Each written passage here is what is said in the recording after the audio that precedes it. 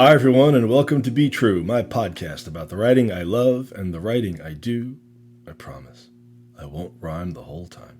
I'm John Tessitore, and today, Erogenous, a poem published in the landmark 40th issue of the journal Bending Genres. You can find Bending Genres at bendinggenres.com and all of my work at johntessitore.com.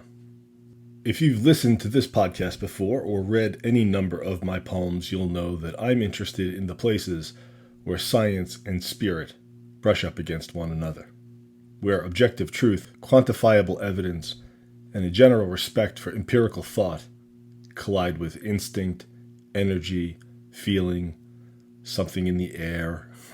I love the mystery of that feeling. When I watch my pain-in-the-ass dog Luna run to the basement a half hour ahead of every rainstorm, I know she's sensing changes in air pressure and possibly hears the far-off thunder. Quiet. I know it's a biological response, but it looks like something else. It looks like something I feel, and something I'm guessing we all feel from time to time. A sixth sense. It could be an instinct for danger or a heightened awareness in a room where something is about to happen, or love at first sight, or a sudden shiver of lust, any experience of energy, of the spirit, that we don't have the scientific tools to explain, and which I hope science will never explain.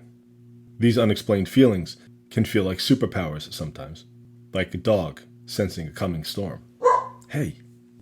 Erogenous is a poem about integrating that inexplicable instinct into one's life, without shame or embarrassment. About accepting feelings of love and lust, all of those feelings, the pull, those energies, as a formative, definitive, integral part of oneself, even if a rational mind questions whether they have any basis in the scientific world. Above all, it's about the intersection of the animal and the spiritual in all of us. We discover the I together in a turn, a curve of ether. The swerve spins magnetic as we, a radical pair apart, shimmer at the nerve end, pulse to an instance of air. A now only certain in a pull, a sting on an empty palm, a signal shiver of neck hair. We track the scent of ozone across a vastness of storm until the real I, fangs bare. There are some scientific and philosophical references scattered across this poem. You might hear a little of Lucretius, or a bit about how the nervous system works, or something about bird biology, or even a reference or two to Luna. Please. It's a packed poem. But the most important part to me is the opening line. We discover the I together. As I read it aloud, I can hear it as I, E-Y-E, the organ of sight. And I don't mind that reading. We discover ways of seeing in community. The interpretation of feeling is a community event. This is love, this is danger, this is virtue, this is taboo. The I in this sense is cultural, especially when it comes to sex. Americans hate that other cultures have different sexual mores. All that European toplessness. But on the page, the I is the letter I. It's me and you, the individual person. So the first line is a bit of a paradox. The we discovers the I in the we. Maybe that's an odd notion, but think about sex again.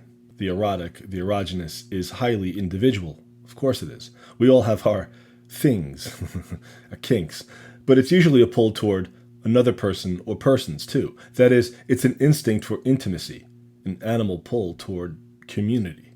It speaks to our need, biological, intellectual, spiritual, for others.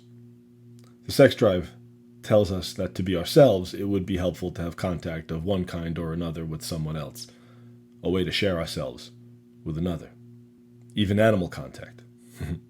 Animal contact may be preferable. That's when the real I fangs bare. And so, in the hope that we all have a chance to bare our fangs authentically at least once in a while, this is John Tessitore concluding another installment of Be True.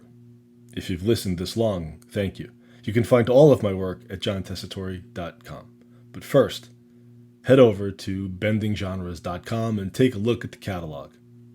It's a great online magazine, and I'm very grateful to the editor, Robert Vaughn, for accepting my work.